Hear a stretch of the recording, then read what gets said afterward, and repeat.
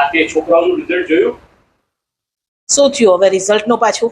કેટલા ટકા આવ્યા તને ખબર છે? કેટલા આયા? ખાલી 80% આવ્યા છે.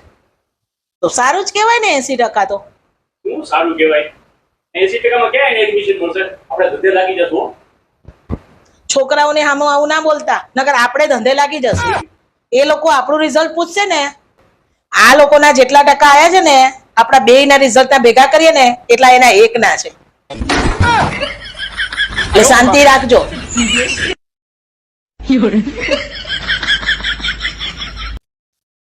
હંમેશા પહેલું આવે ને જે એ જીતે. પણ એવી એક ગેમ છે કે જેમાં સૌથી છેલ્લું રહે ને, પાછળ રહી જાય ને, એ જીતે. એવી કઈ ગેમ છે? કોઈને ખબર હોય તો કહેજો.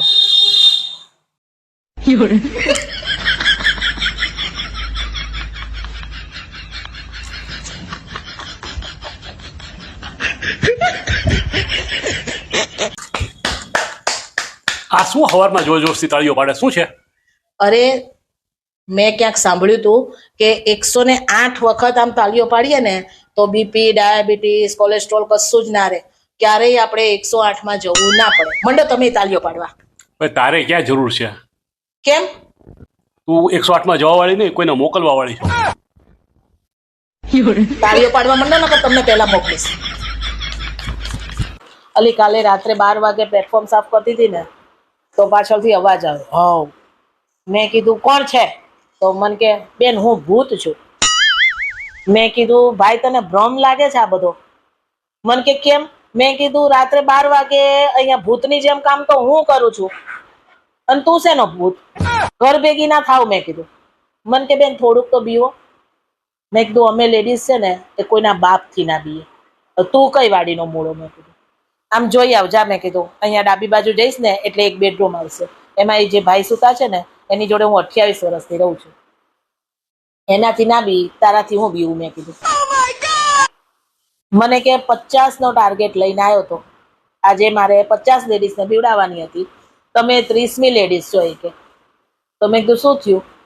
એકેય નથી બીતી. એ કે મેં ના જ બીવે, ખોટો હેરાન થામાં. મેં કીધું ઘરે જઈને ગોદડું ઓઢીને સૂઈ જા. મને કે એવું કરું? મેં કીધું હો ઉપડો ઉપડો. સારું. મને કે બેન પાણી તો પીવડાવી દો. એ કે એ પીવડાવું. લે વયો ગયો. નવરાત્રીને શું કર્યું પછી? પાસ લઈ લીધા? અમે હજી વિચારે છે. મારી છોકરી કાલ મને પૂછે છે, મને કે મમ્મી આ વખતે તો એ કે આ નવરાત્રીમાં ઓલી ફલાણી આરજે આવવાની છે ને ફલાણી સિંગર આવવાનો છે. કયા પાસ લઉં? મને કે ક્યાંના પાસ લઉં? મેં કીધું જો તમને લોકોને આરજે માં સિંગર માં એમાં રસ હોય, અમને તો કયા કેટર્સ વાળા છે ને, કયા ખાણીપીણીના સ્ટોલ નાખ્યા છે ને એમાં રસ હોય. એટલે મેં કીધું એ બધું જાણીને આવજે, ક્યાં કયા ખાણીપીણીના સ્ટોલ છે, જ્યાં ભાવતું હશે ને ત્યાંના પાસ લેવાશે. મને કે મમ્મી તું તો હાવ. મેં કીધું હું એકલી નહીં, તારી બધી બેનપણીઓની મમ્મી આવું જ વિચારતી હશે. મને કે હા મારી ફ્રેન્ડ એવું જ કહેતી હતી. મેં બસ ત્યાર પછી એટલે હવે જોઈએ છે ક્યાં સારું ખાણીપીણી છે ત્યાં જશે. કાલે હું કિટી પાર્ટીમાં ગઈ હતી ને સાહેબ, તો મારી ફ્રેન્ડ મને કે તારા હસબન્ડની શું ડિગ્રી છે? કે મેં કીધું MJMC માં ગોલ્ડ મેડાલિસ્ટ છે. ખોટું કેમ બોલી? તો કોણ છું? હાય હાય આવું ક્યારે થઈ ગયું? આપણા લગ્ન વખતે તો તમે એમ કીધું હતું કે હું તો MJMC નો ગોલ્ડ મેડાલિસ્ટ છું. તો લગ્ન પહેલા હતો, હવે તો અભણ જ છું ને. તો કાયમ નથી કેતી, તમને ખબર ન પડે.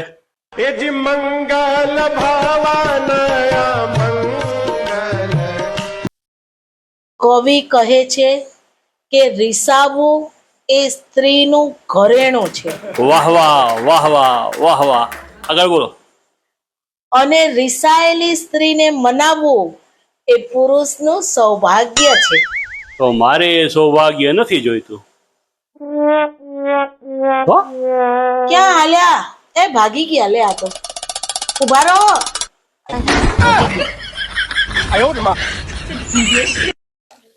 આજના જમાનામાં છે ને કિડની ના હોય ને તોય ચાલે, ફેફસા ના હોય ને તોય ચાલે, મગજ ના હોય ને તોય ચાલે, પણ જો મોબાઈલ ના હોય ને તો ના ચાલે. અને એમાંય મોબાઈલની બેટરી ના હોય, રિચાર્જ પૂરું થઈ ગયું હોય તો ખતમ, જિંદગી પૂરી. કે હૃદય નું હોય તો ચાલે કે હા, હૃદય ના હોય ને તોય ચાલે. શાંતિ રાખો ને, હું જ્ઞાનની વાતો કરું છું. તું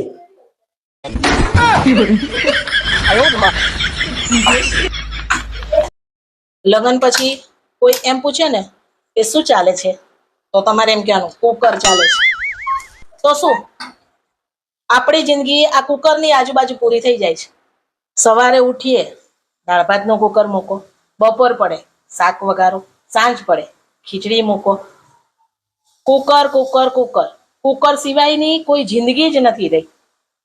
શાક લેવા જઈએ ને તો અહીંયા ચિંતા એની હોય, તોય કઈ જવું પડે, 4 સીટી વાગે ને એટલે ગેસ બંધ કરી દેજો. આ કુકરને તો છે ને ક્યાંક જઈને દાટી આવવું જોઈએ. ના રહેગા કુકર, ના બજેગી સીટી. આવી ગયા તમે? પાણી લાવું? આજે તો તમારું ગમતું ગમતું શાક બનાવ્યું છે.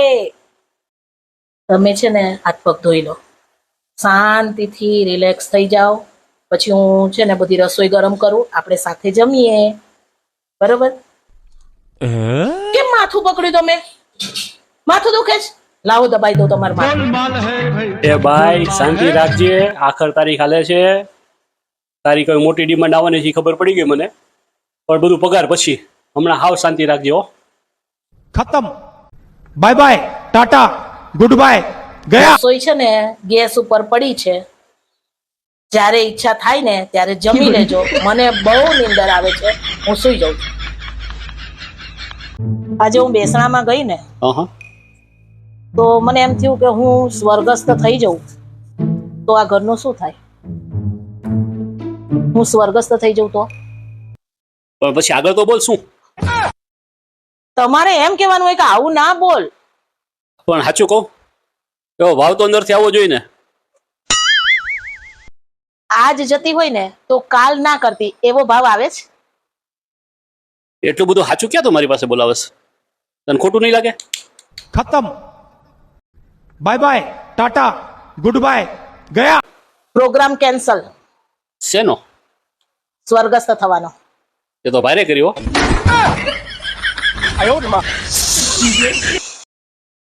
ઓય, તમે માણસની જાતિમાં જ આવો છો ને?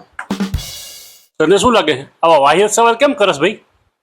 માણસ જ છું ને, કઈ જાનવર થોડો છું. ના, આ તો મને થોડોક ડાઉટ ગયો ને એટલે. શેના માટે તને આવો ડાઉટ ગયો? આટલી સારી સારી રોજ રસોઈ બનાવું છું તો વખાણના 2 શબ્દ, ફક્ત 2 શબ્દ તમારી જીભમાંથી નીકળતા નથી, એટલે મને થોડીક શંકા ગઈ, એટલે પૂછ્યું. માણસમાં જીભ હોય, જાનવરમાં ના હોય.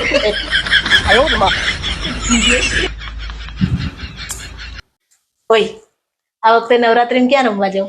આ વખતે છે ને મારે કોઈ રિસ્ક નથી લેવું. કેમ? આ વખતે છે ને હું પેલા બધા નવરાત્રીના ગ્રાઉન્ડ ચેક કરવાનો છું. જ્યાં પાક્કું ફ્લોરિંગ હોય ત્યાં જ આપણે રમવા જવું, બીજે ક્યાંય નથી જવું. એ વાત તમારી સાચી, પણ 1 મિનિટ, નવરાત્રીના મેદાનો તો કાચા જ હોય, પાકું ફ્લોરિંગ તો ક્યાંય ના હોય. તો સીધી ના પાડી દો કે નથી જવાનું તારે ક્યાંય રમવા. તને સીધી ના પડાય તો તું કેવા ધમપછાડા કર ના પાડું તો? આપણા ઘરનું ફ્લોરિંગ તું તોડી નાખ. खत्म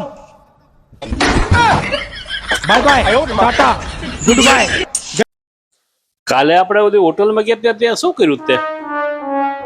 શું કરી દઉં? ઓલી સરસ મજાની ચમચી હતી હરકાવીને લઈ લીધી છે ને?